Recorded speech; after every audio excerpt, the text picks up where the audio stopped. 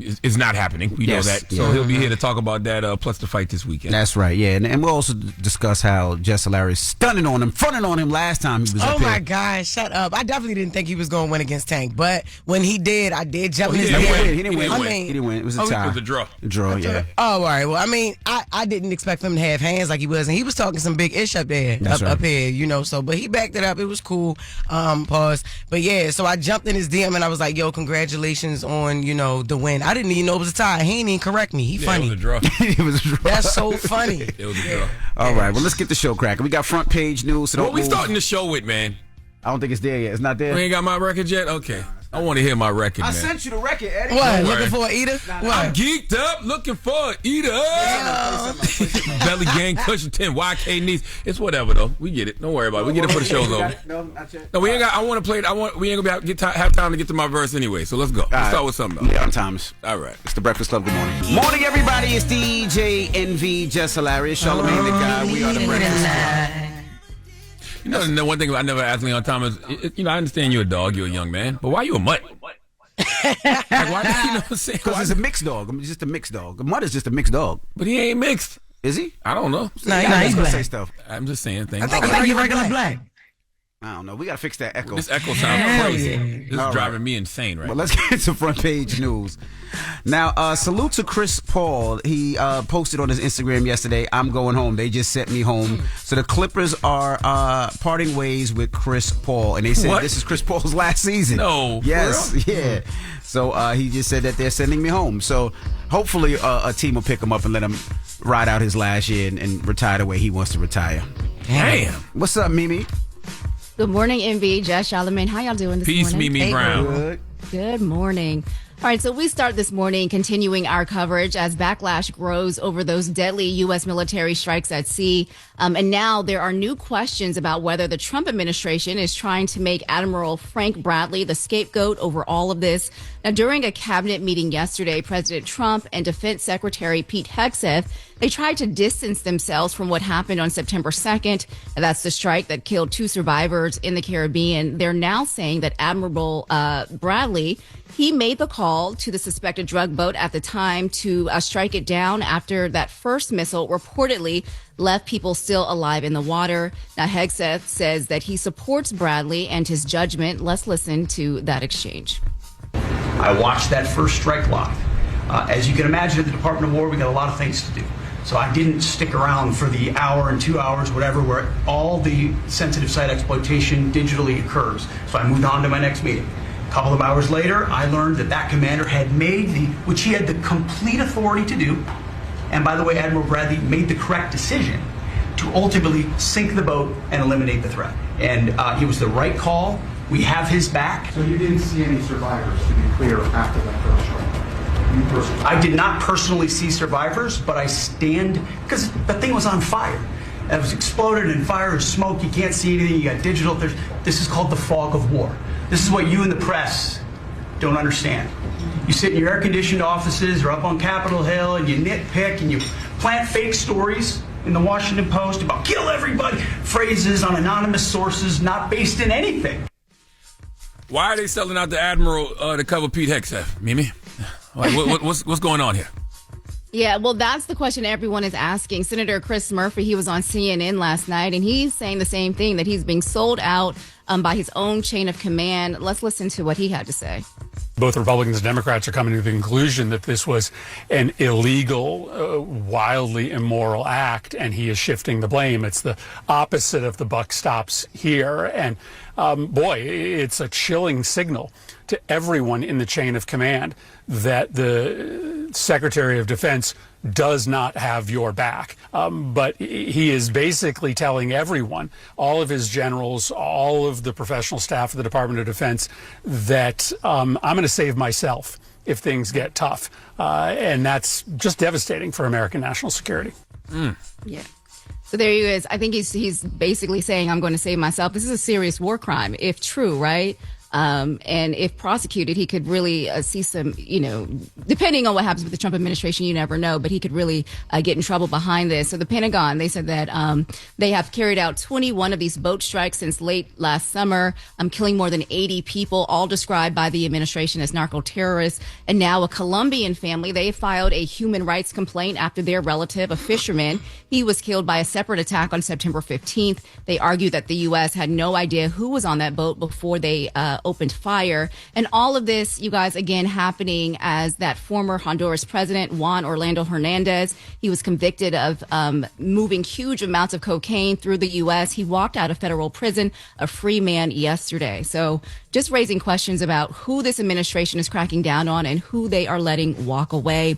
And then one more note, Admiral Bradley, he is scheduled to face lawmakers in a closed-door briefing on tomorrow. And it makes me wonder, like, what is this really all about? Like, you can't say it's a war on drugs, but then, you bombing people in the ocean and don't even know what it is they're actually doing, but then you're pardoning actual drug dealers? Like, it makes no sense to me. Mm-mm. Yeah, the rumors are swirling. Could be oil in Venezuela. You never know, but the rumors are definitely swirling. Coming up at 7, a major airline is ditching one longtime perk and replacing it with a controversial requirement. We'll explain what that could mean for you and your next trip. Lord Jesus, I fly out today, Mimi. What? Well, you're good today. Starts next week. Okay, all right. Hey, salute to the airlines too. I know that the airlines was hectic a few months ago. But the airlines been pretty smooth. Back in track the last couple of weeks. At least for me. That was fine for me too. All right, everybody else, get it off your chest. 800-585-1051. If you need to vent, hit us up now. It's the Breakfast Club. Good morning. I'm dialing. Hey, what you doing, man? I'm dialing. Calling you. This is your time to get it off your chest, whether you're mad or blessed. 800-585-1051. We want to hear from you on the Breakfast Club. Hello, who's this? Good morning. Well, good morning, my brother. How are you? This is Mr. Show Money out of Roselle, New Jersey. What's happening with you? What's up, Mr. Show Money? Show Money. Get it off your chest. Charlamagne the God. Peace, my brother. Peace, King. How you? I'm good. Jess, what's up, niece? Good morning. How are you? I'm okay. I checked out the first 2 episodes of this doc, man. I feel like it's a lot of victim things going on with this doc. I feel a lot of people that's in this doc, the Burrows dude, everybody's saying, all of these things about Diddy way after the fact. After they made money, lived their lives, and raised their families based on opportunities provided by Diddy. I feel like, there might be some truth in it, but a lot of people are getting a lot of ish off their chest that they wanted to get off their chest that they did that. They didn't do while Diddy was, in their face. You know what I'm saying? And we know the problems that 50 has with Diddy. So, it's entertaining. It's well put together. You know what I mean? But I don't know, man. So here's the thing. I tell you this, Mr. Show Money. It's always going to be hard to give Diddy the benefit of the doubt because of all the things we actually saw him do. Right. You know what I'm saying? Right. I don't feel like to me, in my opinion, Diddy is not a good dude. I have experience in the entertainment business. He's not a good dude, but I feel like in this situation, he's being railroaded and scapegoated a lot. That's what I'm saying. Railroaded and scapegoated. Say it again? Railroaded and scapegoated in what way? Oh, scapegoat. And what I feel like a lot of what he did, people stood around and watched him do and didn't say anything. Yeah, but that don't mean he's being railroaded and scapegoated. That just means the chickens finally came home to roost. Yeah, that means the truth. That just means the truth finally coming out. That means he's not being railroaded and scapegoated. Yeah. Can I share one more thing? I've been in the gym since September 19th. Been in the what? You know what I'm saying? LA Fitness in the gym. I don't believe you, Mr. Trying to get my life together, my brother. You don't believe me? What? He said what? You know I know you in real life. Hold on, I know you in real life, right?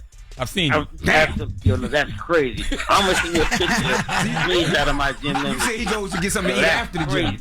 Damn. Yeah. What you? Yo, that's crazy. So you don't go to abs no more. You don't go to abs no more. You don't go to abs no more. That's what you're trying to tell me. No, listen. I ain't been to abs in 2.5 months. Damn. Okay. But listen. I was in the gym, right? So they're decorating the gym for the holidays.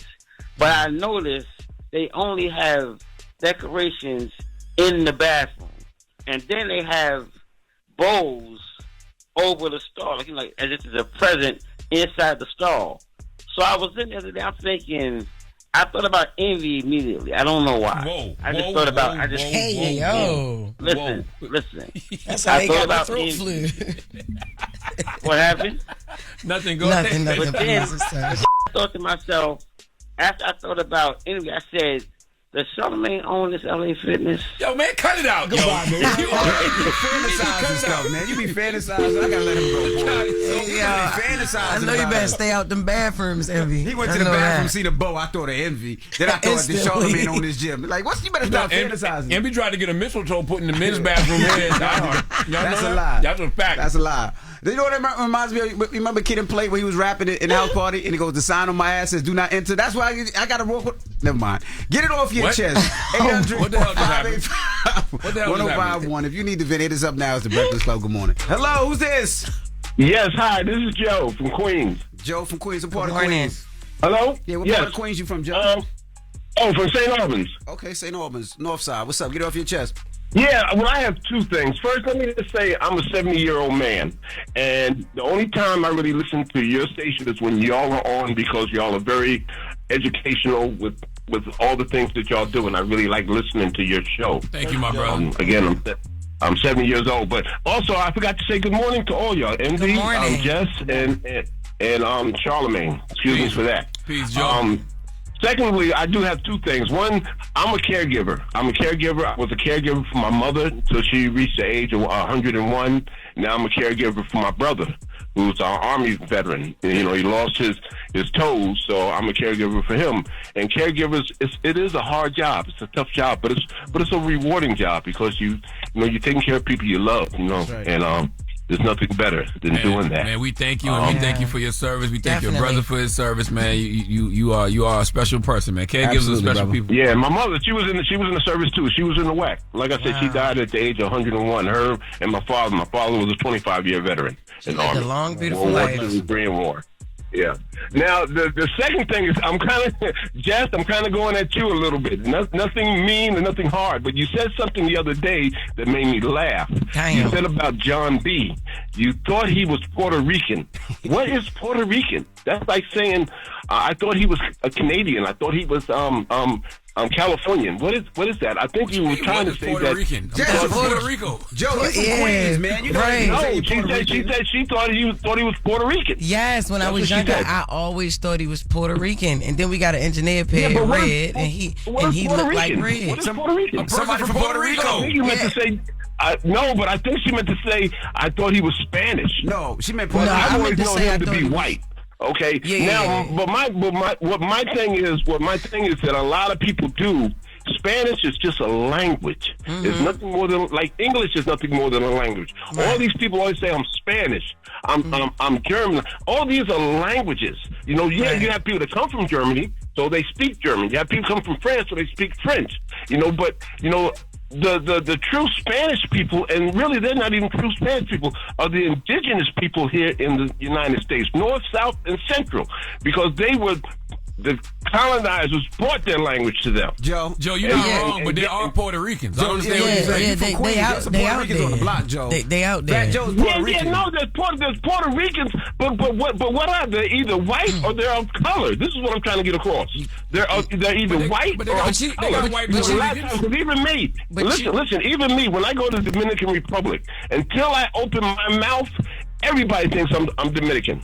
Well, everybody. That happens to me, Joe. Open my mouth, because I can't speak a lick of Spanish. Okay, so you got Dominican and you got Puerto Rican. If you just said that Spanish is a language, why would I say I think he's Spanish? I didn't mean to say I think he's Spanish. I think he's Puerto Rican. Well, if I said something wrong, then I apologize. But I really think that you were meaning to say you thought he was Spanish, not Puerto Rican. Because what is really Puerto Rican? Isn't Puerto Rican or Puerto Rico? Like for instance, my husband is Mexican and black, so his half of his family is from Mexico, and then the other half is from black. Well, not from black. They from Baltimore. They American. They African American. You feel me? Yes. So makes no sense to argue with him. Like is he gone? You thought he was Puerto Rican, just like I really people did. that are Puerto Rican. Like Fat Joe is Puerto Rican. Jennifer Lopez is Puerto Rican. You say they're Puerto Rican. You don't like Joe. I had no idea. I don't understand what Joe was saying either. But salute to you, Joe. Yeah, and I'm sorry if John was mad at that. Maybe he was mad at that.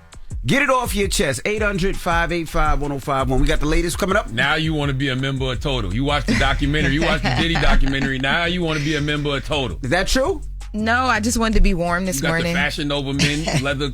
Actually, oh my God! This is actually Avenue. This is a black designer. Shout out to Narisha Willis. Cut so not Fashion Nova. She cut you down every time and educates you on a black designer. But it's great because I get to shout out the designers who are really out here working, not fast fashion. You know. Okay. What's wrong with fast fashion? Nothing. But you're not about to take away from my friend and what she do. Talk that talk. True. But yes, we do got the latest coming up. Speaking of the 90s, we're going back to Diddy. Mm-hmm. So I finished the documentary. We're in it. So there's a lot to talk about and maybe some lawsuits. Diddy's team sent the cease and desist. All right, we'll get into all that when we come back. So don't move. It's the Breakfast Club. Good morning. She gets them from somebody that knows somebody. She gets the details. I'm the homegirl that knows a little bit about everything. She be having the latest on this. The latest with Loren LoRosa. Sometimes she have facts, sometimes she have details, sometimes she have a little bit of everything. Well, it's the latest. On the Breakfast Club. Talk to me. All right, y'all. So Ray J having some words again about Brandy and the Brandy and Monica tour, the Boys Mind tour. He says that he wants Jay-Z and Beyonce to show Brandy some more love when they come through the tour. Let's take a listen. When they come to the show, come say what's up to Brandy too, Jay-Z and Beyonce. We big fans. We got our family in there, our cousins, and we know y'all there, and we love y'all. And we look up to y'all. For y'all to come to every one of Brandy and Monica's shows and never say what's up to B and take all the pictures and all that. I mean, it just, I don't like it. And I love you, Jay, and I love you, B. Please, like, you guys are the biggest 2 stars in the world. So we know you there. Just, y'all walk by Brandy room, just pull up, say what's up, B, have a good show. I mean, she don't care. She never told me about this, and I am crashing out on this one. This is crazy. But as a brother and a fan of Jay-Z and Beyonce, like, we want to take some pictures with y'all too, and we want to say hi, and we want to be inspired by the inspirational words that you guys are going to give us. Jay-Z and Beyonce, please, and I know Brandy and Ryan are going to hate this, but please pull up and say what's up to B. I ain't gonna lie, I don't got no problem with that. Nah, they're not coming to see Brandy or Monica. They probably coming to support Kelly Rowland. Man, they are, but I don't got no problem with what he said. I mean, he being a little brother. You feel me? It is his sister and Monica's tour. You know what I mean? And he just, he crashing out like a little brother. And they probably feel like I don't want to interrupt what she's doing before her show or after their show. So but they there though. Like, come on, they the 2 biggest stars in the world, and this Brandy and Monica tour. Kelly is a feature on it. It's like, come on, yo. Yeah, but y'all know how many stops they've been on? What if they've had their private moments with Brandy? They just didn't post about it. Now, if they didn't, okay. But if they did do that, all right, cool. But if they didn't, it's like, I get what Ray J is saying. All right, I'm not mad at him for that. You know, my last name is Pinkett Smith. Winfrey knows Carter. Mm-hmm. Okay, so I need some more context to cousin Willie Ray Norwood Jr.'s story here. All right? Like, where is Brandy when Beyonce and Jay-Z are backstage? Okay, is Brandy in the room when Jay and B walk by? Are they ignoring her on purpose? Like, because if Brandy's not around when I'm backstage, I'm not going to go chase Brandy down. Well, you've been backstage before. There's different That's rooms. what I'm saying. Everybody has their own green room and their own section. Yeah. They're there to support Kelly, so they're probably in Kelly's green room. I'm not chasing her down. Kelly. Yeah, exactly. Now, I've seen pictures of Monica, but that's because they probably ran into Monica backstage. If I don't run into Brandy backstage, I'm not going to go hunt Brandy down and take a picture. Yeah. You ain't got to hunt Brandy down. It's her tour. Where the hell is she going to be at, yo? Those be the main people you don't see backstage when it's day tour. I don't know, because it be so many people. They always post pictures backstage with a lot of different people. All the time, walking down the hallway, going in. These are at meet and greets and stuff. Like, who I saw at a meet and greet? Michelle Obama. Michelle Obama wasn't at a meet and greet, bro. No, she was backstage. Rihanna was backstage. Right, in the back hallway. There's been so many people. Like, and you see what happened when Rihanna was backstage? It was all the people bumping into them. She had to push people away. And yes. I don't want to deal with that. Well, hey, man, I'm just trying to earn my Rock Nation check. You know, I run defense. You working hard today. Did you get it today? Did you get it? No, not yet. Put an invoice in. Well, speaking of Brandy and Beyonce, so there were some comments left on a photo of Beyonce, and it was from Brandy's Instagram account. It says, "That's my outfit you down here in. I dare you to come down here again and take a picture with me. It will go viral." I reached out to see if these comments were real. They were real, and I was told that Brandy's Instagram account was hacked, and then they also posted that to Brandy's Instagram account. Her team posted the Brandy Instagram account was previously compromised as of early morning Tuesday, December 2nd. At this time, all access has now been fully restored. Brandy looks forward to seeing everyone this weekend at the Boys Mind Tour. management. That's too long a statement. That's what they should have just said. They should have just said it was Ray J. I literally was ready to say that. Let me find out Ray J. Everybody thought it was Ray J. That was too long a statement. That was too long a statement. Ray J got my phone. That's it. That's all I had to say. Because people instantly was in the comments like, how Brandy let Ray J get his That's phone? all it was. Yeah, ain't no way. Yeah, so. But damn. I don't know. Maybe we'll get another photo at the Boy Is Mine tour. Who knows? I need y'all to do something for me for the next hour, though. No. Or maybe the third hour. We'll see where it fits. So I want y'all to go to Apple Music and do your 2025 replay of all of your top music. Because you guys saw that Drake is the most popular artist this year on Apple Music's massive platform. He's my number one artist on my replay. And then Kendrick Lamar at the same time, this song, Not Like Us, is also a big Apple Music replay of 2025. So I want y'all to go to y'all Apple Music replay, bring up y'all list. Just Google. If you just hit the music icon, it'll pop up for you right there. Or you can Google Apple Music replay and click it. It'll take you right there. You know, all mine is Chris Brown. Top is Chris Brown. Okay, we gonna get into y'all list. Middle, bottom, all that. Yeah. Because when I saw this, I thought this was interesting. Like, okay, you got both people. Some Sexy Songs for You was going crazy on some people's. I see posting on Instagram, and then also Kendrick Lamar, Not Like Us. So we were diving into both of them at the same time. So the disc might have worked for both of them. I just handed Lauren my phone. You did. Pull me up. Okay, pull me up. I got you. And don't post on his Instagram. I won't do it. All right. I'm gonna go to Jess' Instagram. That's my outfit that you wore. Now when we come back, What's we got yours? front You page pulled yours news. up, baby? Yeah, I gotta pull mine up. See, I go through my kids stuff, so you might see Dora, you might see Shark, you know. You know what's crazy? That's what it says. Click jump in. So to jump in your music. Damn. When I thought about this morning, I thought you and Jess would probably have like a lot of like kids songs on your. Because my kids use mine more than me. I just throw on the music on Sundays in the morning, but when my kids use mine most of the time. No, Marley use her father's phone. I don't let her use my phone. Nah, she use my phone. All right, when we come back, we got front page news, and then next hour you'll be breaking down everything with the Diddy doc, correct? Yes, I will. We'll be getting to some Diddy things. I got to click play your highlight reel. This is great. Yeah. And we'll open up the phone lines too. So if you've seen the Diddy doc, you got some comments, you got some questions, you got some things that you want to get off your chest about that doc, we're going to open up the phone lines in the next hour. All right, so don't move. It's the Breakfast Club. Good morning. Morning, everybody. It's DJ NV, Jess Hilarious, Charlamagne the Guy. We are the Breakfast Club. Let's get back in some front page news. What's up, Mimi? Good morning, NV, Jess, Charlamagne. How y'all doing? Peace, Mimi. Hey, girl. Good morning. Okay, so we start this hour in Minnesota, where federal immigration agents, they are expected to arrive in the Twin Cities in the next few days, targeting undocumented Somali immigrants. Now, a source familiar with the plan says ICE has been directed by the Trump administration to surge agents into Minneapolis, St. Paul, to arrest people with existing deportation orders. Now, Minnesota is home to the largest Somali community in the U.S. Homeland Security, they will not confirm the timing, but local leaders say hundreds of people could be swept up. And they're warning that incidental arrests are possible, meaning others who happen to be just present could also be detained.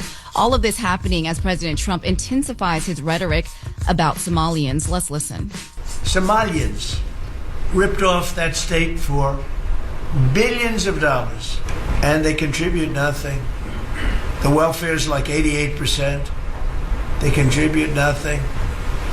I don't want them in our country, I'll be honest with you, okay? Somebody will say, oh, that's not politically correct. I don't care. I don't want them in our country. Their country's no good for a reason. Their country stinks, and we don't want them in our country. I could say that about other countries, too. You know, all of this is all because of Representative Ilhan Omar. I feel like he doesn't like her, and so he's against all Somalians because of her. Damn. Yeah, that was a lot. Trump and other top Republicans, they continue to cite a major case fraud in the state. That's where prosecutors say dozens of people stole hundreds of millions from pandemic food programs. Now, Somali residents say that scandal involved a small group of people, but it's now being used to paint the entire community and justify an immigration crackdown. Local officials there, including the mayor of Minneapolis and St. Paul, they say that they are standing with Somali families and warn that these raids risk profiling American citizens who simply look Somali. Let's listen to the mayor.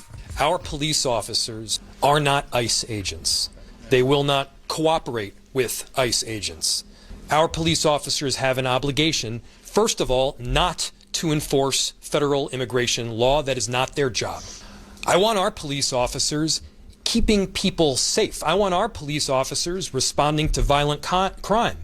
You know what I don't want them doing? I don't want our police officers spending a single second hunting the father down that just dropped his kids off at daycare, who's about to go and work a 12-hour shift, who happens to be from Mogadishu or who happens to be from Ecuador. So Governor Tim Walz, he is calling the planned ICE sweep a political stunt and not a real solution. So we'll continue to watch that. That is something that they are expecting in the next few days. And we're also learning more this morning about the victims in that mass shooting in Stockton, California that killed 4 people, including 3 children.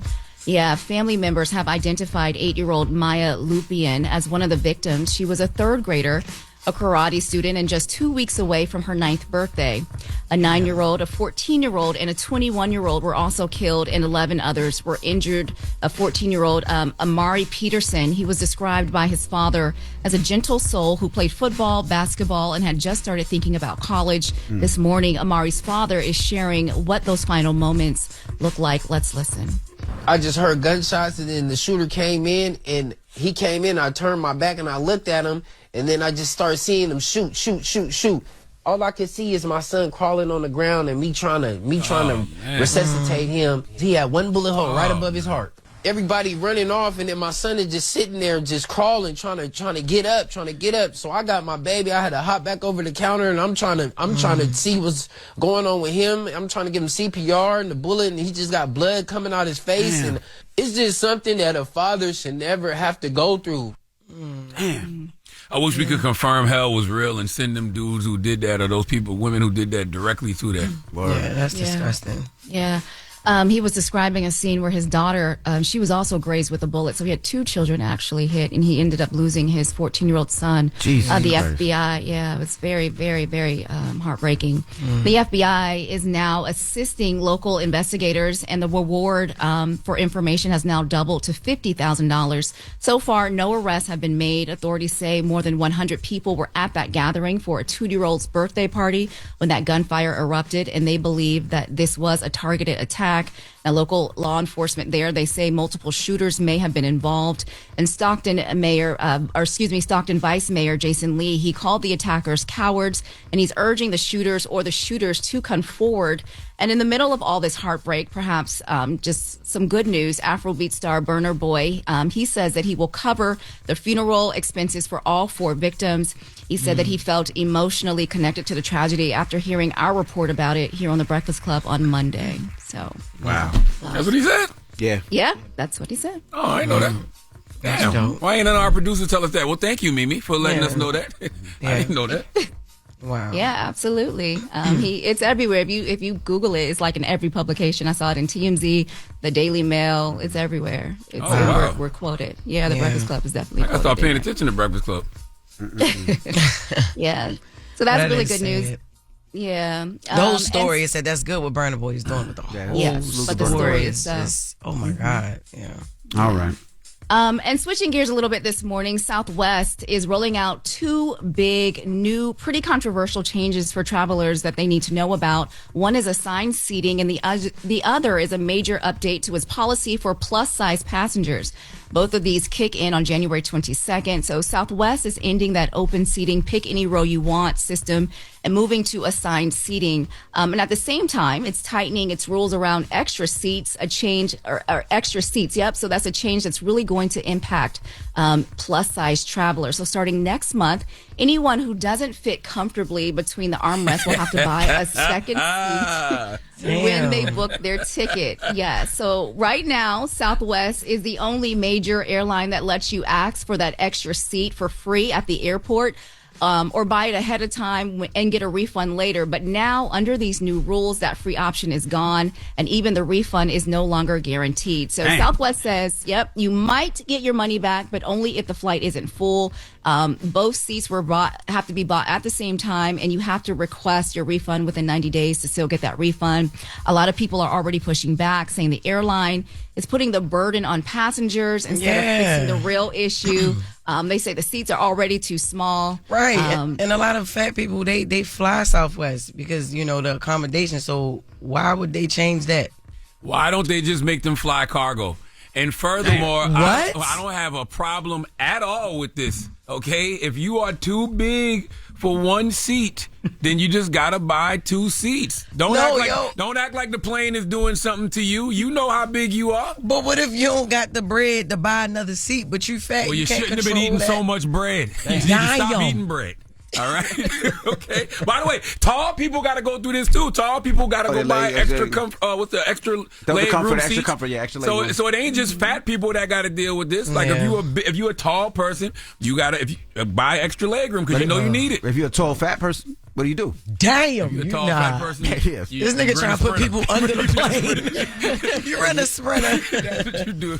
Damn it, man. I don't think that this is any wrongdoing of the plane is what I'm simply saying. No, I don't think so either. You know but the problem is if you are big and you squish yourself in that seat and your fat goes over to the other seat, what happens during that part? And by the way, and see that's my problem with situations like this. Nobody thinks about the other people who are inconvenienced. You a big person and you squeeze it into one seat. Now I got to sit next to you uncomfortably. That's right. You understand what I'm saying? Your elbow, your arm is on the armrest, and your fat goes over the armrest. But it depends the armrest. Because fat is very soft, so you got extra cushion. Because you know them Southwest seats, they don't really be comfortable. So I would actually like to sit next to a fat person whose fat is spilling over into my seat because that's extra cushion. And is it fair? Is it fair for you to be a plus size person and get a free seat just because you plus size? No. Well, that's the argument, that's right? Not fair. Like. Yeah, do they get a free seat? And so what they're saying, too, is if you show up to the airport and the flight is booked and you need that extra seat because you were a bigger person, then you can't fly. They're going to like... Damn, you know what I mean? What if I'm trying to get somewhere, I got to get back home for something, and the standby seat that could have been for me, they got to give your other half. Yeah, it's like you reward for being bigger because you give an extra seat for being bigger. It's like you reward it. That's messed up. I'm sorry. Salute to all my plus size people out there, but I don't feel your pain on this one. No. Well, whoever got to drive up the mountain to save their marriage. Now y'all making people drive up. Push to cut costs and get the company back on track financially. So when you think about it, it all boils down to money. They need need you to pay that extra seat so they can make some more money. So Southwest is making a push to cut costs. It's the new year. You should make a push to cut weight. Okay, that should be your New Year's resolution. Man, go big or go home, man. That's hilarious. All right, y'all. Well, that is your front page news. I'm Mimi Brown. Follow me at Mimi Brown TV. For more stories, follow the Black Information Network. Download the free iHeartRadio app or visit BINnews.com. Thank you, Mimi. Now, when we come back, Lamont Roach will be joining us. He's fighting this Saturday, and we're going to chop it up with him next. So don't move. It's The Breakfast Club. Good morning. Morning, everybody. It's DJ NV, Jess Hilarious, Charlamagne the Guy. We are The Breakfast Club. Loren LoRosa is here as well. We got a special guest in the building. Yes, indeed. Lamont Roach Jr. Welcome. What's up, y'all? Yo, last time we was here, she was fronting on you. Get it right now. She was fronting on you last time. Last time, she was fronting on you. Fronting on you. I hit you. I said, yo, I gave him his props. I told him I was going to give him his props. I didn't believe in him, but then he came through and I did hit him. I said, yo, you did that. That's a she fact. didn't believe it. She said, you're too small. Remember that? I did. And he looks bigger now. He's putting on weight ever since. Nice. How you feeling, brother? Man, I'm feeling good, man. I'm feeling good. I'm in a real good place. We all wanted to see that Tank rematch, man. Yes. Yeah. Who you telling? Yeah. Why didn't it happen? Is there a particular reason, or is just there was more money for him with? To me, I just thought he, ain't want to take the fight. Mm-hmm. After he realized like what he was getting himself into. Well, the first fight was closer than the judges made it seem, so he's like, you know what, ain't no need for me to get back in that ring. That's a fact. Especially when he had somewhat to comparable money. I mean, what I'm saying, just a little bit more money to fight somebody that's not damaging to his legacy or nothing like that. So, but it is what it is. You know how many times I talk about this? You know how many times everybody asks me about this? It's over with. It been over for me, but everybody's still stuck on it because everybody don't get the answers. But it's like my career never gonna be based on just one fight. Just that one fight. It's cool. It's over. I'm on the bigger and better. Well, with the rematch clause, I always thought with a rematch clause, if there is a draw, 9 times out of 10 it has to be retaken. But I guess that's not it at all. It's not necessarily has to. So. For instance, me and him in our contract and his rematch, the rematch clause was on him to activate on that. He activated it, and that's the only problem. So, that's where we have the issue. He initiated the rematch clause, so we are contracted to fight again, and that's when all the problems happen.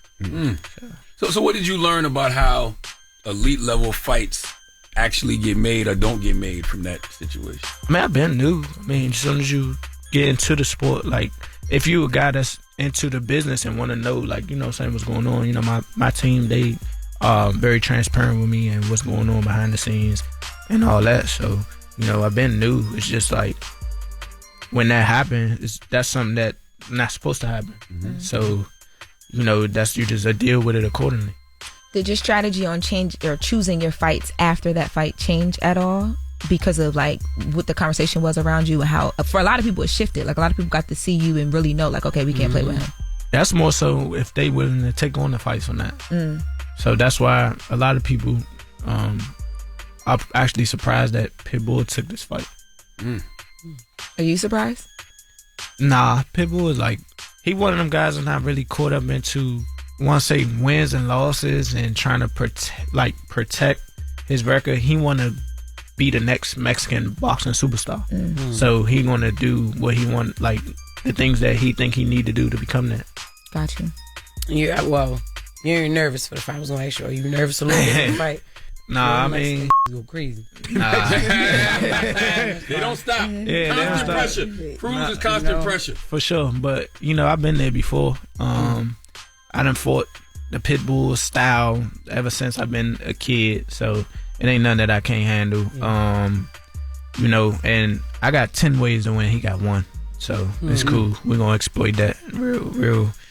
Real fashionable and real exciting, like on December 6th. You've talked about wanting to prove you're one of the best in the division. So how does beating Cruz contribute to that? Because this is my 3rd division and my 3rd consecutive fight. My last fight was, I just moved up to 35. That's probably why. Yeah. That's probably why Jess was saying I was, you know what I'm saying? I was, she probably thought I was too small. I don't know, you know what I'm saying? But now I'm moving up again to 140. And I just want to be known as one of the best, like, pound for pound. So Pitbull Cruz has an interim world championship at 140. Once I get that title, it's just like the playing field is crazy. And then I can fight the guys who they consider the best at 135, 140, whatever the case may be. So I was going to ask, so what's your goal? I know you think ahead of time. So what do you want to do? Where do you see the next couple of years? Where do you want to be? I want to be a multi-division world champion.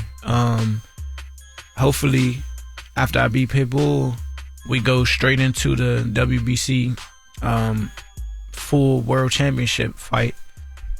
If not, I'm going to go back to 35 and challenge a title holder who's willing to fight me for a championship.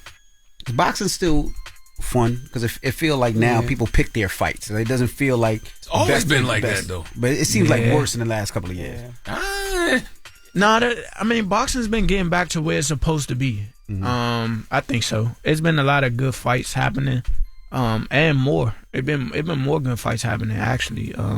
They've been getting made, so I think it's on the way. It's just like little bumps. Like it's like it should be obvious that sometimes two people are the best at one division and they don't fight each other. But that's been happening for a long time. So, but it's getting better. I ain't gonna lie, it's getting better. What makes you confident you can make Cruz uncomfortable for the first time? They always say he makes people uncomfortable. How you gonna make him uncomfortable? He ain't never felt this thunder, man. He ain't never felt this thunder. But I'm just gonna attack. Just gonna attack from all angles. Just be very versatile. And then some things that he probably not gonna expect gonna hit him like really where it hurt. Like I think he gonna beat a bully in there, and that's not gonna happen. Like I'm gonna be in control whether I'm going forward, whether I'm going backwards, whatever the case may be. But I know that he gonna be right there in front of me to get hit. Do you see this fight being one with like ring IQ, or you gotta go in there and bang one? Ring IQ for sure. That's off top though. That's automatic. Now if I bang with him, it's gonna be strategic. And then I might, you know what I'm saying? Like, you never know. He a tough cookie. So, you know, if anything, he just gonna get beat up for 12 rounds. Damn. Nah, facts. So when you get in the ring with somebody like him, how do you control the pace instead of fighting his fight?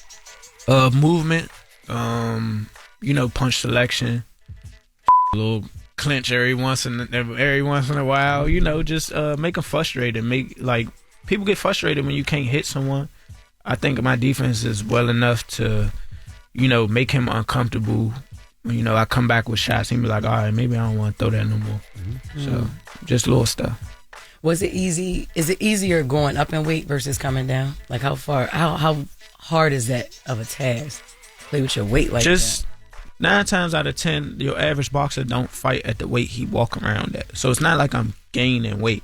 I still got to lose weight, but it's just not as much. So it's less stressful. You know, I get to retain more muscle mass, stuff like that. It's just, you know, how far you willing to push yourself to go, because they are big. I ain't gonna lie. Some of them are big. Yeah. People just happen to be short. So it's in your diet, it's in your exercise, like your workouts, like yeah, for sure. It's definitely in the. So like, all right, when I was making 130, it was definitely like when the fight got announced, I started losing weight immediately. When I fought my last fight at 135, the weight was so easy to make because I had 5 less pounds to lose. So I was still kind of doing the same thing, but you know, I had more room to play with, and I definitely wasn't on the last day like, all right, do I gotta work out or do I just go to sleep? Yeah. You know what I'm saying? So you know, it's comfortability, and I think I'm strong, and I'm definitely think I'm strong enough. I'm damn sure good enough of a boxer to fight at 140. So that's what's really gonna carry me. What do you think of the Jake Paul Anthony Joshua fight, just from a boxing perspective?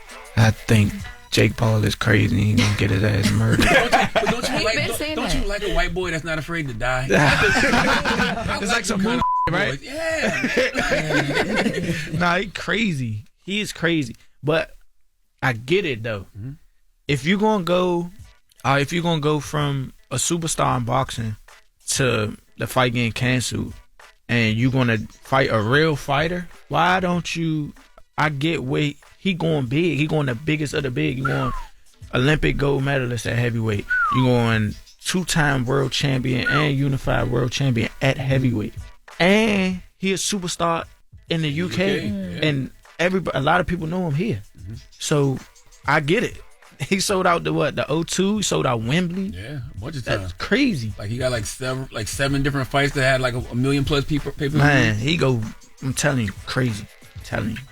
So I get it on a business standpoint.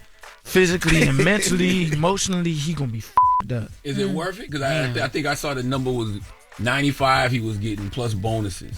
95. Yeah. Both. Yeah, that's what I saw. I don't know if that's true or not. I saw both of them was getting like 90 to 95 million apiece. Each? Yes. I don't know. That might be cap. Yeah, that sounds. That might crazy. be cap. Yeah. That's a lot of money. AJ makes a lot of money already. AJ makes a lot of money. That's what I'm saying. So. But. And Eddie Hearn, I don't know. Eddie Hearn said when he saw the number, he called AJ like, "Okay, we got to do this." So that's saying a lot for Eddie Hearn to say that. Yeah, I ain't gonna lie, because he money hungry. Damn, I think it's worth it. Hell yeah, 95. I'll jump in. It's only gonna last. It's gonna be quick. Yeah, but you say like he not getting hit by like a Mack truck, bro. No, he y'all is. box is different, man. He is. He might be up for life. But they say. Damn, you right. Nah, he's not gonna get that much punishment. It's gonna take one. Yeah. Over with. Yeah. That's the best way to go. And it's only 3 rounds, right? 3 rounds. What if Jake Paul wins? 8 rounds. Come on. 8 rounds. What if we start flying right now? What are we talking about? What are we talking about? But people who don't watch boxing don't understand that. Like this, that's insane. It's not happening because Jake Paul has so many fans that aren't boxing fans or just Jake Paul fans, right? They see him winning, yeah, right. like him losing. Right. How much does that mess up anything for him? Because boxers, y'all care a lot when y'all lose. He is a big. Oh, it's over for him if he loses, but keyword is if. Won't happen, and then won't come close to happening. Oh, you talking about Jake? Yeah, if Jake loses, what does it do to him? Nothing. He's supposed to lose. That's what I'm saying. That's why I said it's worth it. He's supposed to lose. Getting paid, and he gonna fight. He's gonna fight the former unified heavyweight world champion of the world, former 2-time world champion at heavyweight, former Olympic gold medalist.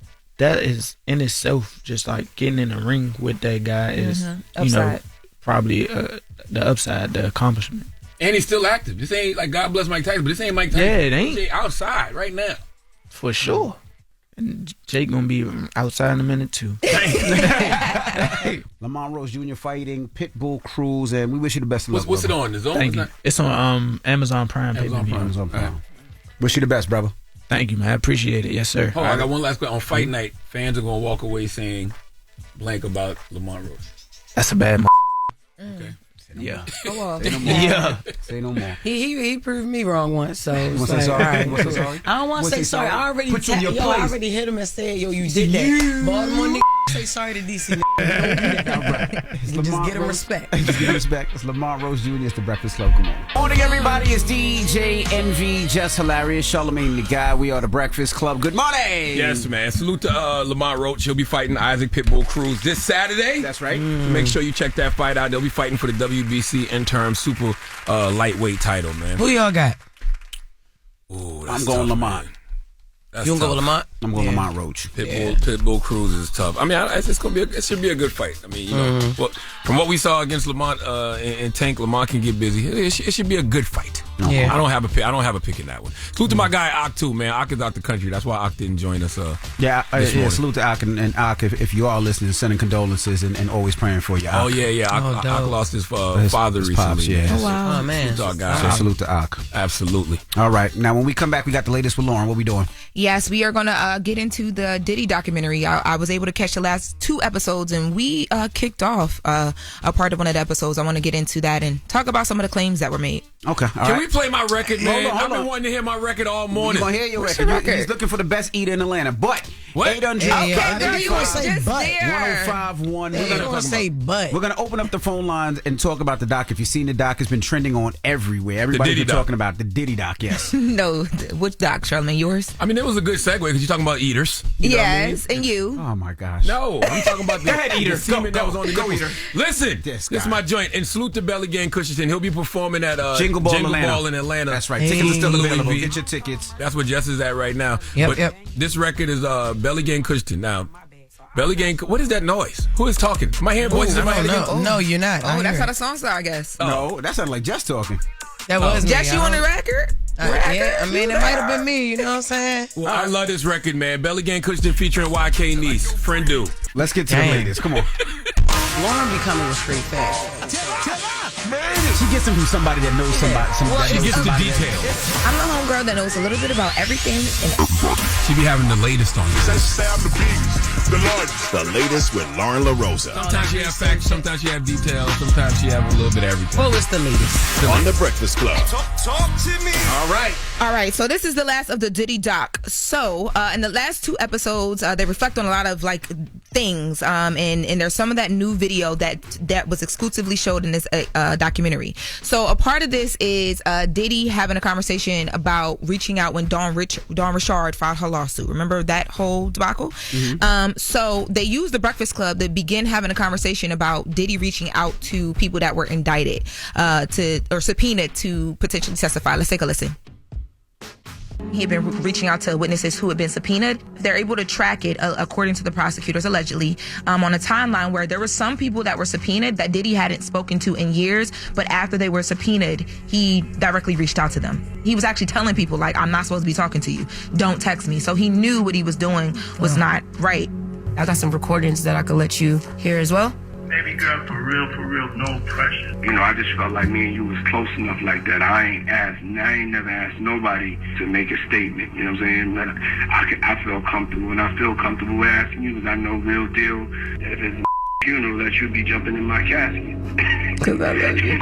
Because you really love me. You know I really do. And you know how I feel about you. But it's all good. Sometimes you got to put yourself and your family first, and I respect that. Who was that talking? So that was you, Diddy. Lauren? Yeah, so in the... No, the girl. Who was the girl? That was you, Lauren. Well, the second girl he's talking about, that was Kalina Yeah, Harper. That was from Dirty Money. So remember when Dawn Richard had dropped her lawsuit and made all those allegations, Kalina was the person that people wanted to hear from because she would have been there and would have seen a lot of things. Right. And then she came out with that statement and said, I didn't see any of that. Basically, Dawn is lying, right? And people believed that she may have been, like, you know, encouraged to do that by Diddy. And those were voice messages that Diddy sent her once she had took some time responding when Diddy had reached out to ask her to release the statement. Now, let's go to Dawn Drops lawsuit where you hear Diddy This is his own video recording, calling her to ask about that statement. When Dawn drops her lawsuit, I get this call at 11 o'clock and he's panicking. Dawn is dropping something, saying all types of crazy psycho No, she's not. with your name all in the This brokenness done got acting like mother. You know when zombies get big, I'ma send you the right this second. What's you talking about? I'm gonna definitely need you to go on the record. I'm asking for a big favor. I never had a problem with this girl. I read the 55-page lawsuit that Dawn had just filed, and my heart literally drops on the floor. Whatever statement, interview, this interview.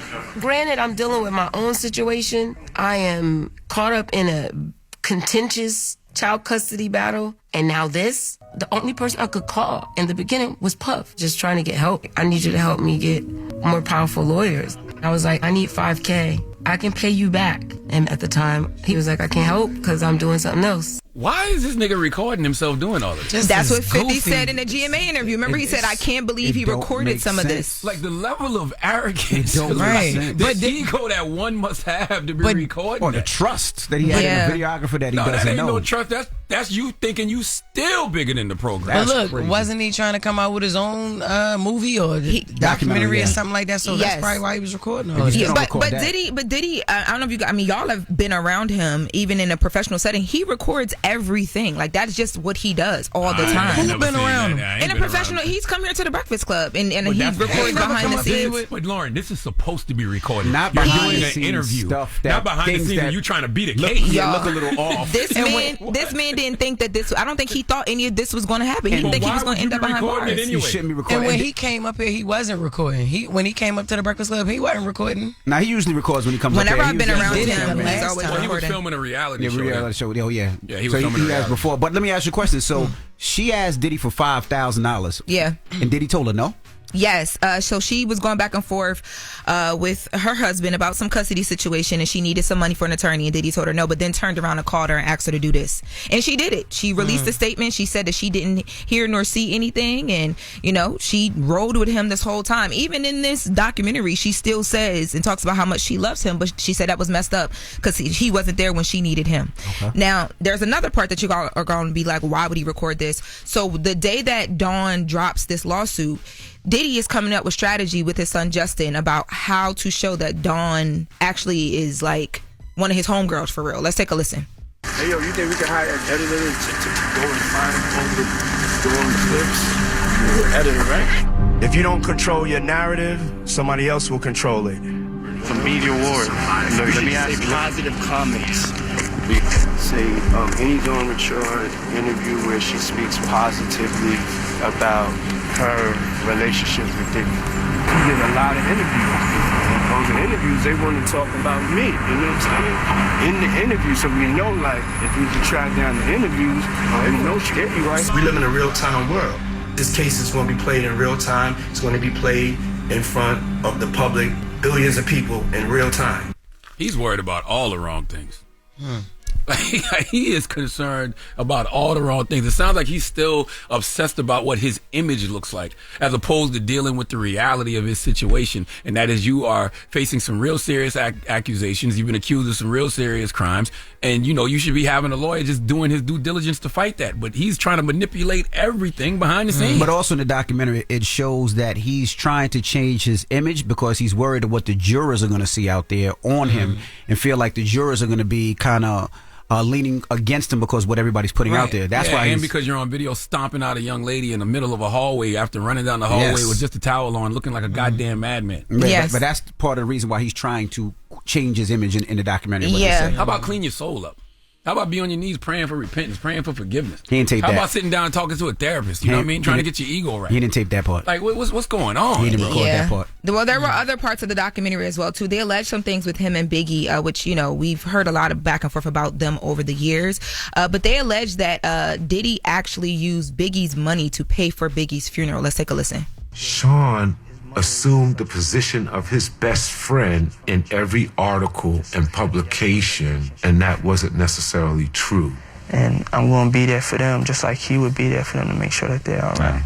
Sean said, we're going to do the biggest funeral for Biggie that New York has ever seen. And we start to put that together. He starts to see the price. And he says, we're going to do the biggest funeral, but Biggie's going to have to pay for this funeral. He was going to make the funeral be a recoupable charge to Biggie in death.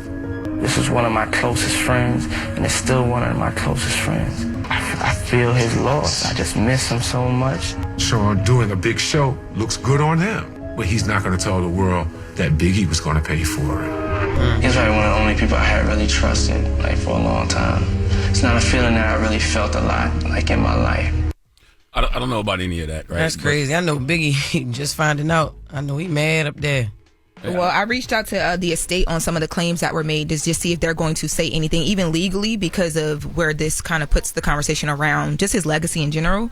But people are upset about some of the stuff that was added. People are really upset they're upset at 50 Cent. Crazy. And 50 Cent posted an hour ago. He says, I got a lot of ideas.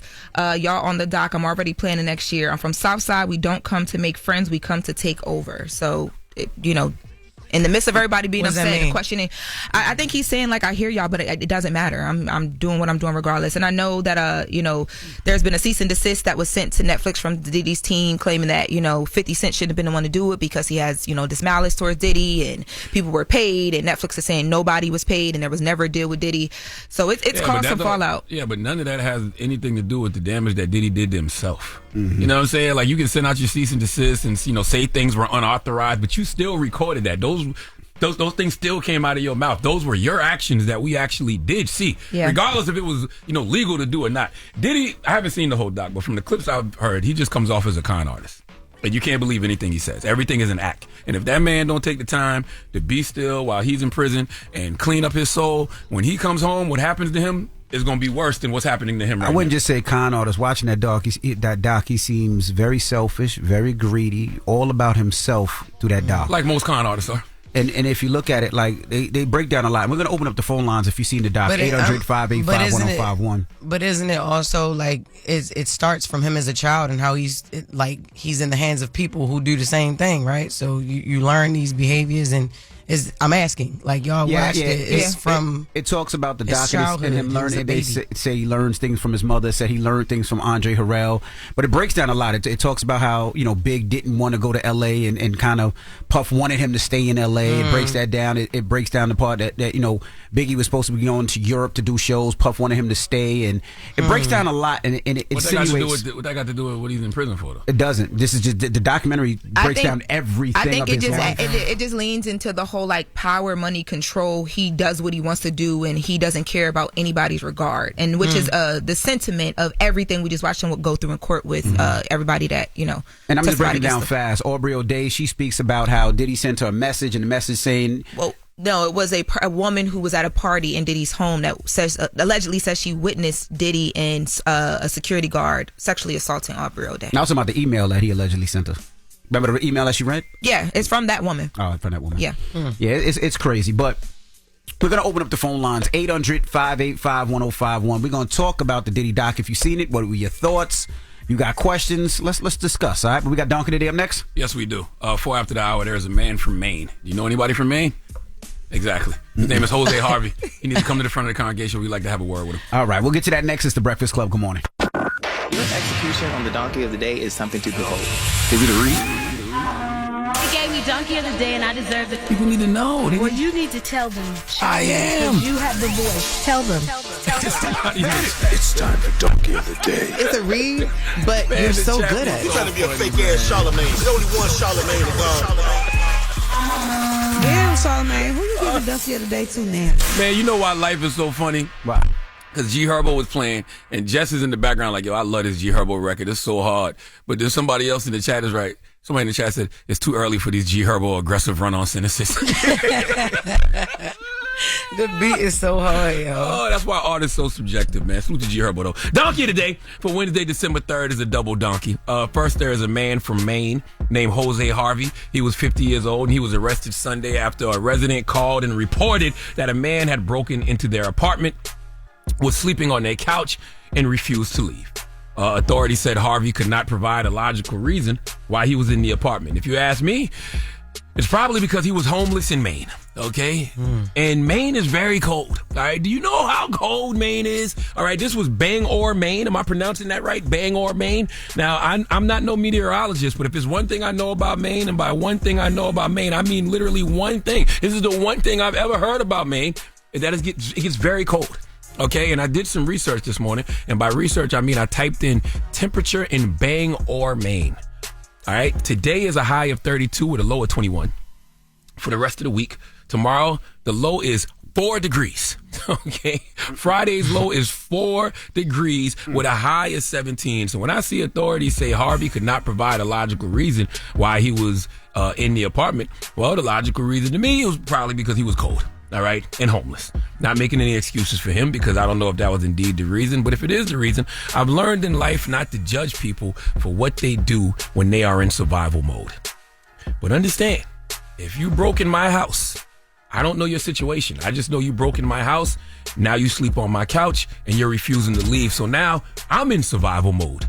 So don't judge me when I shoot you. Okay?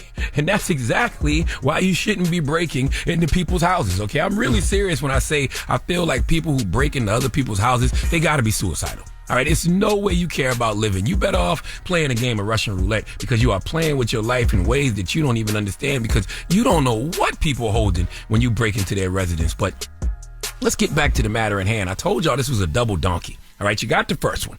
Jose Harvey broke into somebody's apartment for no logical reason. But I want to play you the actual news report, and I want to know if you can tell who the other donkey in this story is. Let's go to WABI 5 News for the report, please. Milford man was charged with aggravated criminal trespass after he allegedly broke into a Bangor apartment. Bangor police say 50-year-old Jose Harvey was arrested Sunday after a State Street resident called and reported that a man had broken into their apartment.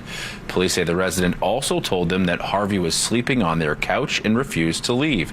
The tenant told authorities that they later discovered their bathroom window had been opened and all of their Christmas presents had been unwrapped near where Harvey was found. Authorities say Harvey could not provide a logical reason why he was in that apartment. What's the other donkey in this story, Envy? What's the other donkey in this story, Jess? Let me give you a little bit more context, okay? According to Breakfast Club producers, this story was published on November 25th. Okay, November 25th. Play that news report one more time. Now that you know that. Milford man was charged with aggravated criminal trespass after he allegedly broke into a Bangor apartment. Bangor police say 50-year-old Jose Harvey was arrested Sunday after a State Street resident called and reported that a man had broken into their apartment. Police say the resident also told them that Harvey was sleeping on their couch and refused to leave. The tenant told authorities that they later discovered their bathroom window had been opened and all of their Christmas presents had been unwrapped near where Harvey was found.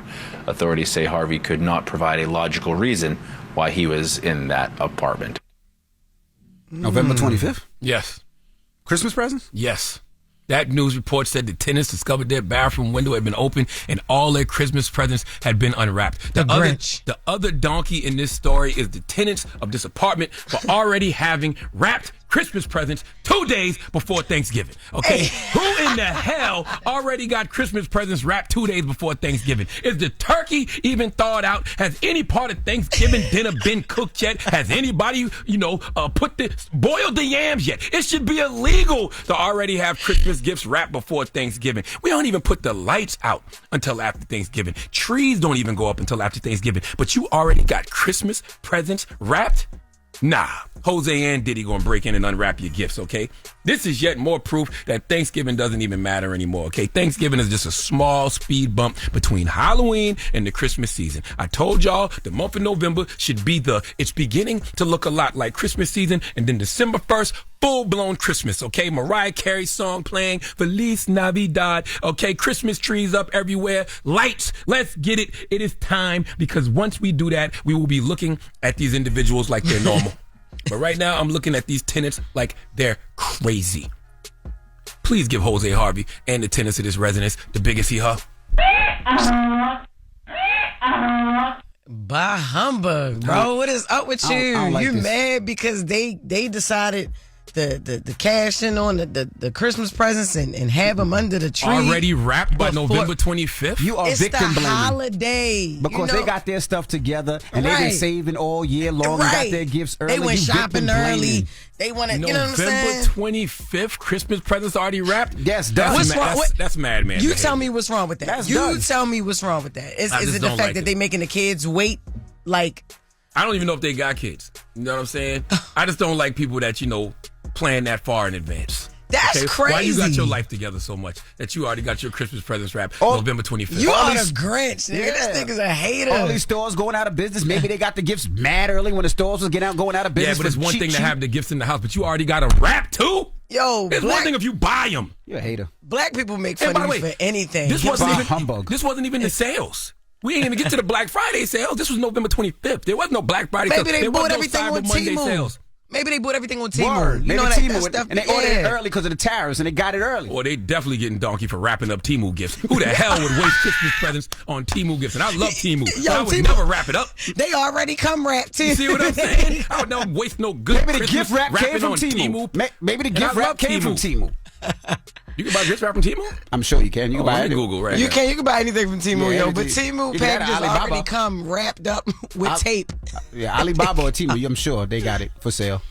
You see Damn, man. You see it there? I'm looking it up right now. See? Jesus. Oh, all right. You a hater, $379? See, I told you, $379. For 6 pieces of festive red plaid and snowflake gift wraps? And then can we play a game? Because Jose Cuervo, what's his name? Jose. His name ain't no goddamn Jose Cuervo. What is his name, yo? Jose what? Hey, I like that. You hear Jose, you start playing my joint. Why you want to play a Best Christmas song What ever. is his last name, Shaw? Harvey. His first name is Jose. Oh, man, that nigga mixed. He's mixed. Because ain't no way Jose is his first name. Feliz Navidad.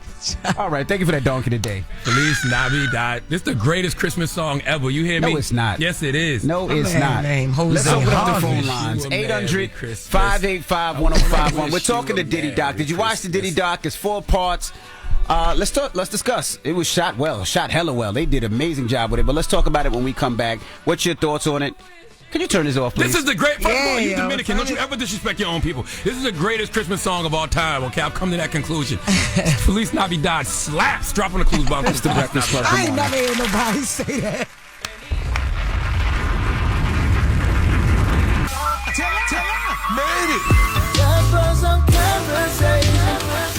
If y'all talking about it, you know we talking about it. It's topic time. Call 800-585-1051 to join into the discussion with the Breakfast Club. Morning, everybody. It's DJ NV, Jess Hilarious, Charlamagne the Guy. We are the Breakfast Club. Now, if you're just joining us, we're opening up the phone lines and talking about the Diddy Doc. 800-585-1051. It's called Reckoning. It's on Netflix. It's 4 parts. I haven't seen it. If you haven't seen it, I would just say it details a majority of Diddy's life. It starts from him as a child, how he grew up, his father being a hustler and killed. It goes into how he was raised, the Catholic schools he went to, how he got his job, how he got into the industry. It has videos, it has footage, it has interviews from his friends, people in the industry, the co-founder of Bad Boy with him. I actually didn't know that Bad Boy was co-founded by him and his friend. He gave his friend 25% and Puff gave his mother 75%. And when Bad Boy took off, allegedly, Puff went into the office with a baseball bat and said, I need that 25% back, and he got the 25% back. That's all in the doc. He explains that. He talks about his relationships with his child's mothers, and it just really dives into it. Did they talk about on the nipples? Did they talk about the man who on his nipples? I didn't hear the on the nipples. 50 was not about to put that did nasty not talk nipples, but they do have jurors in there that He talk should have about. put that after the sanitizer part. Yes. Or maybe before. Yes. That is crazy. How you walk through Harlem and shake a bunch of people's hand and hug a bunch of people and say you gotta go wash, but you rubbed another man's on your nipples and fell asleep. Damn. In that part, he talks about, he's saying hello to a bunch of people, shaking hands, giving hugs, and in the back of the car he says he needs to wash. And this isn't admit to everything. He should have been so humble. Yeah, it makes it seem like he doesn't want to deal with peasants. I don't want to deal with you. I can't touch your hands. It shows Diddy as a what? Did you see my text? I did see your text. Okay. I did see your text. Yeah, it shows him as a nasty, negative, unhumble person, and that throughout his career. And that's everybody talking. That's what the sentiment of that documentary is. What do you think? Yes, I agree. And I think it also shows like a lot of greed and just lack of any type of care for people that I think honestly cared about him. Did anybody talk nice about Diddy in that doc? I think Kalina tried a bit when she talked about like, she loved him so much that she would definitely jump in his casket. Why? I mean, for one album and you jumping in caskets? What is going on? One album, yo. One album, come on, yo. Capricorn Clark says she, was trying to protect him in the culture during all that casting stuff. What culture? We got to stop saying that. What culture are we protecting by protecting somebody like Diddy? You're not protecting hip-hop culture. What you're actually protecting is a culture of abuse. And that's what was the point of this documentary. You're protecting a culture of people who are driven by ego. You're not protecting hip-hop culture. And people were also mad the fact that 50 put this out and was like 50's foul for this. But I think people should just want the truth, right? And if that's the truth, you can't be mad at it. And I know people are skewed, right? Because Puff done gave you so many different things. He done gave you Biggie. He done gave you Total. He done gave you Craig Mack. He done gave you the 90s and 2000s sound. He done produced for Jodeci, Mary J. Craig Mack's wife is in there pissed at Diddy. Craig Mack's wife is in there pissed at Diddy. Yeah. Well, people are complex, though. I mean, and he did contribute all of those things. And he did do some really foul things, too. So, you have to deal with the complexities of all of that. Right. But you could still be a monster and giving you some of the best musics of your career, of your life. And they actually say in the cease and desist that this is like one black famous man against another, which a lot of people are saying as well, too. But I think... What you mean black famous man against another? So, like, you're putting 50 Cent, who's the EP of this doc, they're saying that Netflix is using one famous black man to just go and be against another. Talk about that for a second. I keep hearing people say that, right? What's that? You don't know the backstory of the 50 Cent Diddy situation. Nobody does. And if you knew the backstory of the 50 Cent Diddy situation, all of this would make sense. But I will tell y'all this: 48 Laws of Power says, "Do not offend the wrong person." I don't even know the backstory. So it's not. I don't know. We do know enough of the backstory. What, the shopping? No, we do know enough of the back. We know the Diddy and the baby mama. Correct. Okay. Right. Yeah. And it's one thing if you with the baby mama, but if you're gonna taunt somebody about that, right? Mm-hmm. Do not offend the wrong person. Now, also, he clearly offended the wrong person. Also, and 50's on his ass for life. Also, in the doc, it makes it seem like that was Diddy's MO. They talk about how Diddy kicked it to Suge Knight's side chick, took what's his name's girl, Albie Shore's girl, Misa, took Eric Sermon's girl. So the doc also talks about how Diddy's revenge was to F your chick. And by the way, if you F my chick, kind of like Drake. Isn't that what Drake does? I think a lot of men do that. If you F my chick, cool. That's up between you and her. But you're not going to taunt me about it. If you're going to taunt me about it, right, and behind the scenes, I'm going to be on your head probably for a long time. So I don't have a problem with any of this. Right. But anyway, let's go to the phone line. Hey, good morning. It's Jasmine from Milwaukee. Jazz from Milwaukee. Talk to us. I never thought I would say this, but for the first time, I feel like 50 Cent got it right. This is like the documentary, and first of all, Charlamagne, you haven't watched it, so I really feel like you need to watch it to put things into perspective, because this is years of speculation. It's years of things that the fans really felt like we knew, but we were able to really hear from, everybody's mouth directly. My biggest takeaways were the assaults on his previous executive, the way he did the lawsuit with the producer, Lil Rod, like, it was just crazy to me, and things that I never really thought about in place of how he uses his power. Like, it's just insane to me. So, Charlamagne, I really feel like you need to see it. I'm going to watch it, but I mean, remember, I used to work with Wendy Williams. So, I know. He knows most of these stories. I've heard a lot of these stories. Hello, who's this? Yo, it's NBA J calling out of Columbus, Ohio. What's good, Breakfast Club? Peace, NBA J. Morning. Yeah, so about the Diddy doc, I just feel like the Diddy slander just needs to stop. Like, we know what he's been up to since the 90s. We know what it takes to be in the entertainment business, and it's just all part of the game. So. No, it's not. I want y'all to stop saying that. No, it's not. It don't take that kind of behavior to be in the entertainment business. Yeah. That is not part of the game. And I will say that the sad thing about it is a lot of people feel that way, but that's not. You shouldn't have to no D and tell on yourself. Hey, I wasn't even there with it. Tell on yourself, Kim. You right, Envy. I'm giving you a hope. Yes, come on. Don't be running from an NBA is really running from the D right now. He is running from Charlamagne right now. I just want to give you Why are you running, Envy? Why you running? You should not have had to do that, Envy. Oh, my God. All you had to do was sit on the lap, and you had to... Logan, we got to talk to your dad, Logan. It's the Breakfast Club morning. Finally a breakthrough. Finally a breakthrough. Hello, who's this? My name Mooney. I'm from Hampton, man. Hampton 757. Talk to us about the doc. You seen the doc? What were your thoughts, bro? Yeah, 757 in the building, man. First things first, DJ Envy, I got a bone to pick with you too, man. I got a bone to pick with you. But nah, Diddy, he went wrong. Yeah, I mean, we in 2025. Everything is recorded on camera. But what I think Diddy went wrong at is giving the people, right, too much, right? Putting too much on camera, right? So Diddy being a high-level figure like he is, you would think that he would, like, limit some of the stuff he put on camera, right? But I think I just think he gave him too much, right? Putting too much on camera to give him the ammo to come out with a documentary. And then 50, right? 50, he's not going to let up on Diddy, right? We know the backstory, about when the Biggie situation took place. And then 50 essentially went to Diddy, and Diddy decided him to jail because Diddy didn't want to rock with the gangster rappers no more, right? So 50 been having, a vendetta against him and then the baby mama and stuff and all that, right? So, yeah, I think, Diddy just gave him too much ammo. Diddy gave him too much ammo, man. Yeah, you cannot offend the wrong person. But I'm telling you, from them clips that I saw, man, all I see is a person driven by ego. And when you're driven by ego that much, you don't have an ability to understand or care about the feelings of others. Like, there's no reason for him to be recording any of that stuff he was recording. He thought he was recording the biggest comeback story ever. Like, I really think he thought he was going to overcome this, and he was going to have all the footage of him figuring it out. But not some of the stuff that he was saying. Like, you don't record that.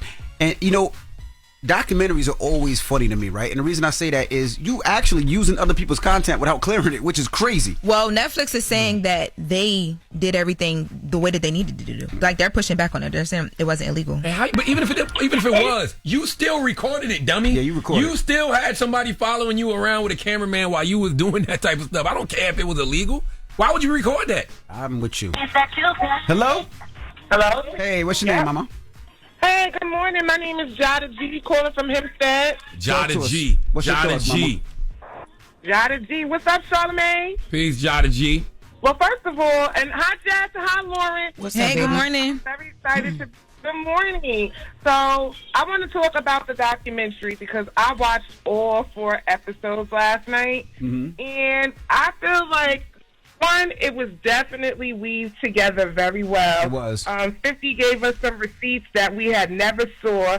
I think that anyone, even if they were straddling a fence about what Diddy did or did he do it, or if they feel like it was fair, what you really got was a very rare and complex look at the man and how he was dismissive and he really didn't value anyone in his life. Even if you watch it, to me, it's going to sound harsh, even his children, making them come up with all of these defenses and put out all of these posts because he was just narcissistic. And I think that a lot of people got to see behind the veil. Now, that was the part about Diddy. But I want to know on the flip side about 50.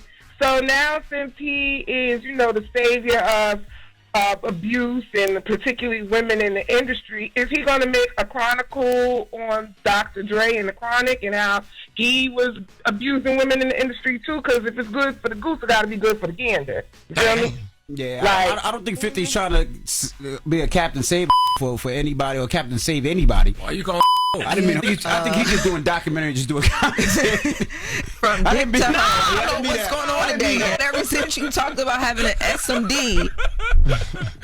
You say, I am not going to be the only hoe exposed this morning. Okay? I exposed myself this morning as a hoe. I will not be the only hoe that gets exposed on this radio this morning. I don't think that's what 50's doing. I just think he's just EPing and but that is the project. That is the danger of EPing a doc like this. Because people are going to have those questions just like that young lady had. You know what I mean? That's why I said you can't hold. That's why I don't like when people say you're holding up a mirror to hip-hop culture, because he's not. He's, actually telling us a story about one individual. Right. Because in order to hold up a mirror to hip-hop culture, then you got to hold up a mirror to yourself and your team. Mm-hmm. Hello, who's this? Oh, yo, what up? It's Lo. Yo, what's good? Talk to us. What's up, bro? Yo, listen, man, watching that documentary as a film geek and everything from Mount Vernon. It was shot beautifully and everything, right? But like I said, Diddy just got this whole selfishness, and it's all about getting the girl, man. Like, if you look at it, everything is about trying to woo a girl with this and this and that. And it sucks that, like I said, he's from Mount Vernon, and people from Mount Vernon are trying to get in the industry. I don't want everybody thinking that, yo, that's how we be thinking. You understand? Like, I'm on the bus right now. I'm in Mount Vernon right now as you speak. So, like, it sucks that his legacy is going to be tarnished if all of that stuff was true. Like, you understand? Like, it really sucks. Yeah. I will say this, though. If you see the documentary, the thing that's so impressive is some of the footage that they have is just like, we've never seen it. Like, they have footage of not just Biggie. They have footage of the truck that Biggie's in before he dies taking off. And it says never been seen footage. Like, really? I feel like I've seen that a million times. You might have seen him in the truck, not it pulling off. Because even in the video, in the documentary, they say this has never seen footage before. They have footage of the actual where Diddy is doing the basketball game and the tramp and where the people die. They have footage of the basketball game inside. Like, it's done very well. And they actually did their homework because it's a lot of footage that you'd be like, damn, how they get this? I feel like we've seen a lot of that before, but we just never seen it put together in a documentary like this. Yeah, maybe too. You know what I mean?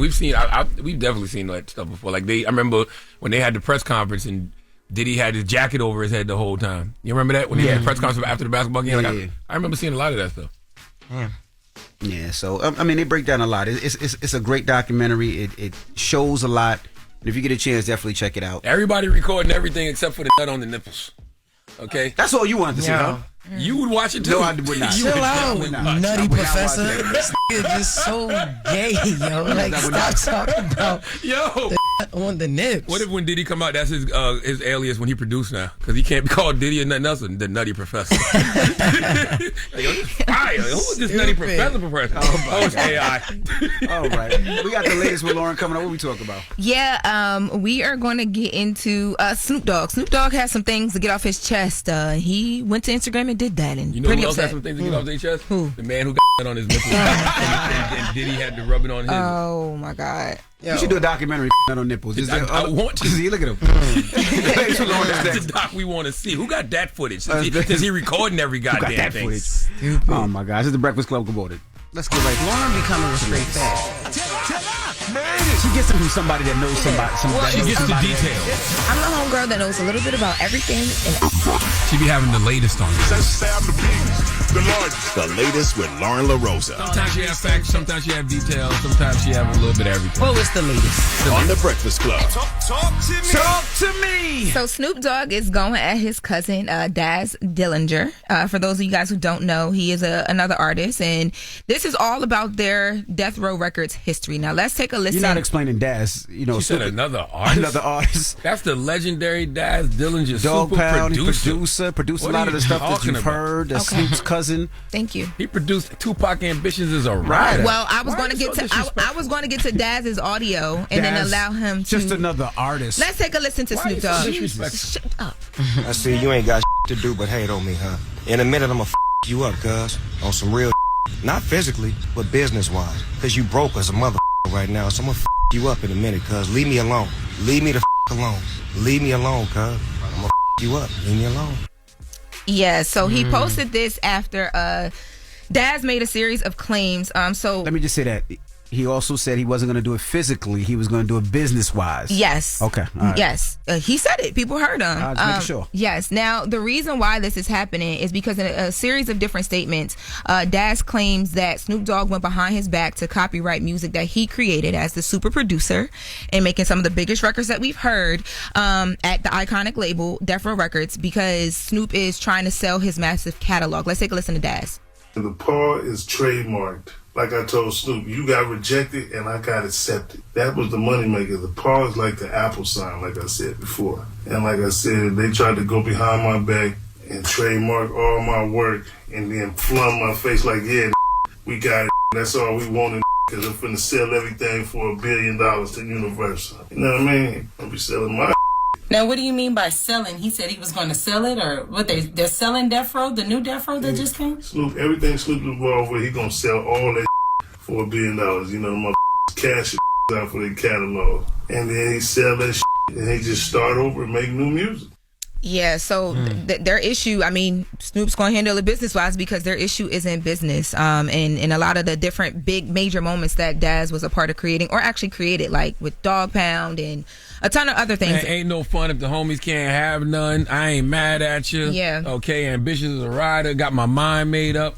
He did Lady of Rage Afro Puffs, and it's crazy you don't know that because you dress like her right now. That's exactly how Lady of Rage dressed in that video. What's up with you in my outfit? Didn't Lady of Rage dress like that in the video, if I'm not mistaken? Didn't she have that outfit on in the Afro Puffs video? I don't remember. I'm about to look. The full leather onesie joint? I don't remember. But yeah, like you said, he was probably one of the biggest producers outside of Dr. Dre for a while, long time. Yeah, I mean, the Warren G, Dr. Dre, Daz. He got I think, if I'm not mistaken, Jadakiss and Daz got a collaboration album coming.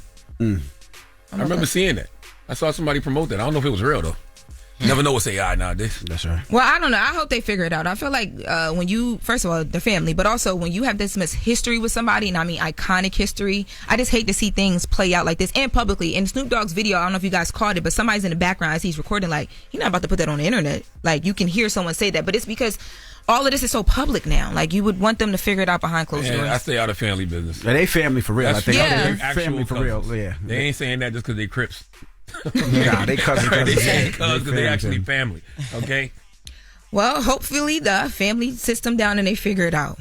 Now, in other news, Burna Boy, and this is a story that I don't know. I feel like Burna Boy is getting dragged about something nice and very thoughtful, and trying to throw some comfort to the families of the children, the four children. It's a 21-year-old as well, two that were killed in Stockton, California. I know we talked about this with Jason Lee in Front Page News with Mimi, where Jason was talking about how it's not gangster to kill kids.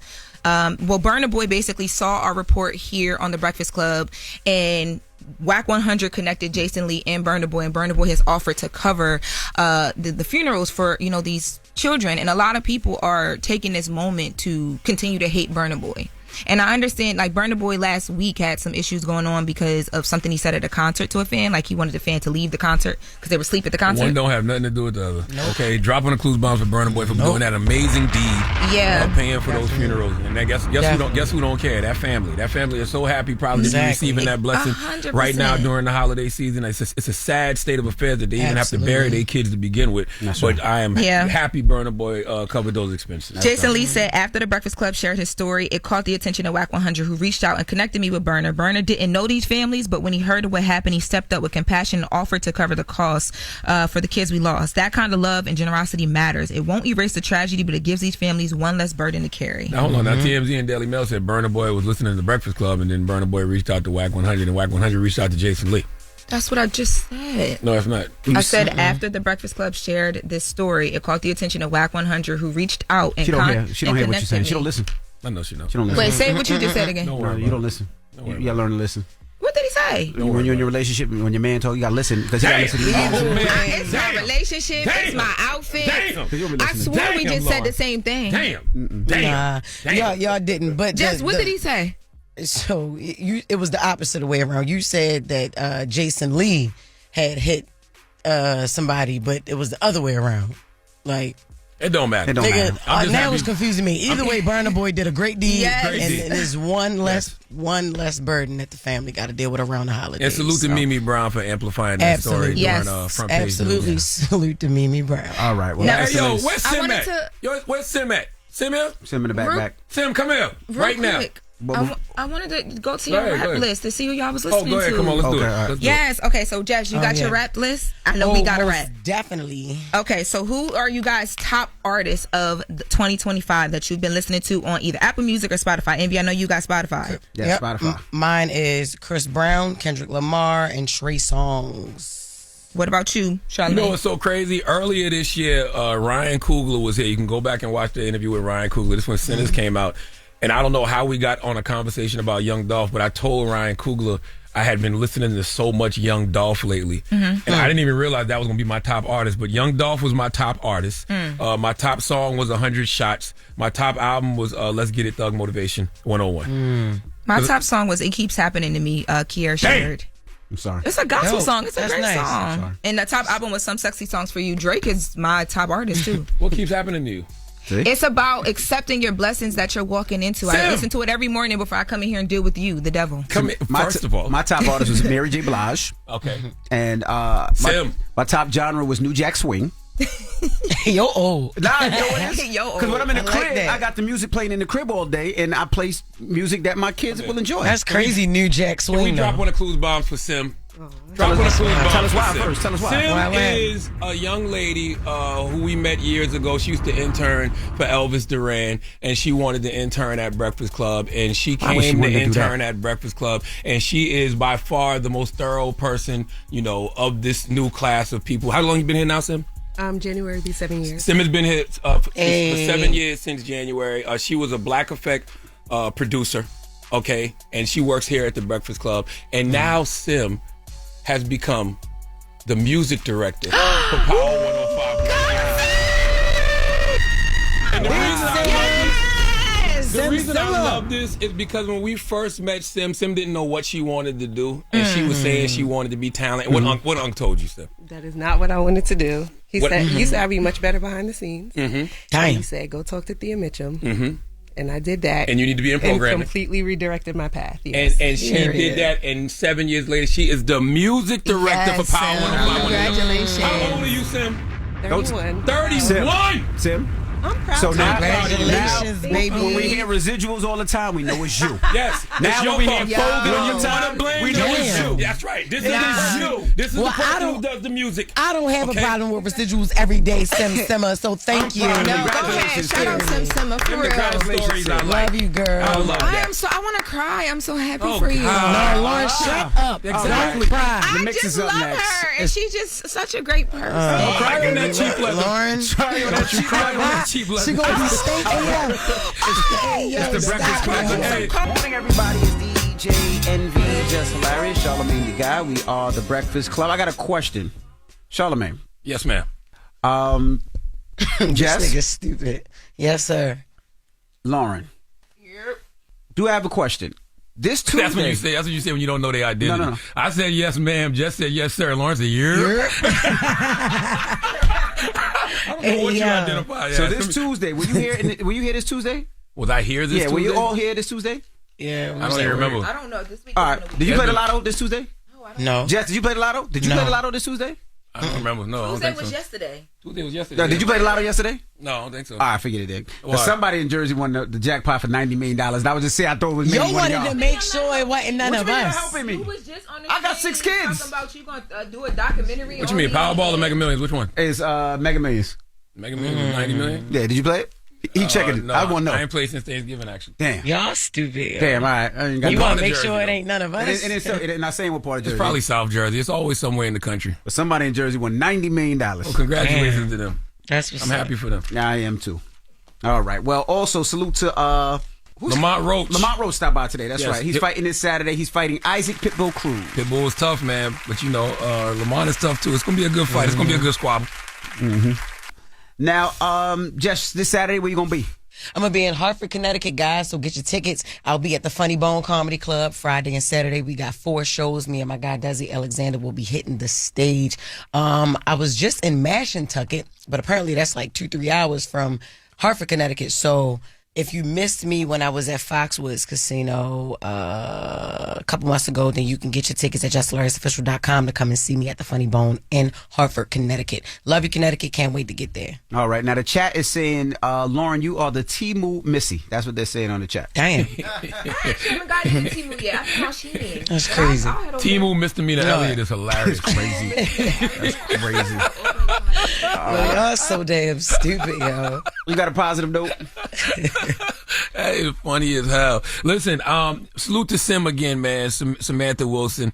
I love those kind of stories, to watch somebody go from intern, to work their way up, the producer. She was a producer at Black Effect, producer here on Breakfast Club. Now she's the music director for Power 105.1. And the thing that is one of the most intriguing things about Sim is not just her talent and her work ethic, but it's her attitude.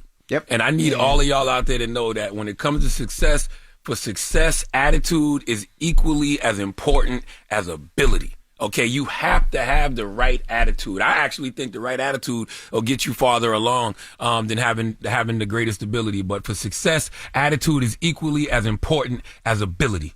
Have a great day. Breakfast Club, bitches! Y'all finished or y'all done?